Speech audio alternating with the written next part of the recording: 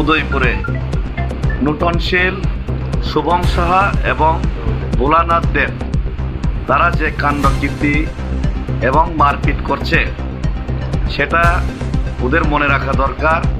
এটা ত্রিপুরাজ্যের মধ্যে এইভাবে যদি ওনারা পার পেয়ে পাবেন মনে করেন, আপনারা যদি আপনার মতো উদয়পুরে গেলেই সবাইকে মারবেন মনে করেন, তাহলে আপনাকে আগরতলা যাওয়ার জন্য বিশ্রামঞ্জ পার হতে হয়, অমরপুর যাওয়ার জন্য মহারণী পার হতে হয়, এবং আপনাদের সম্পত্তিও কিন্তু এডিসি এলাকাতে আছে।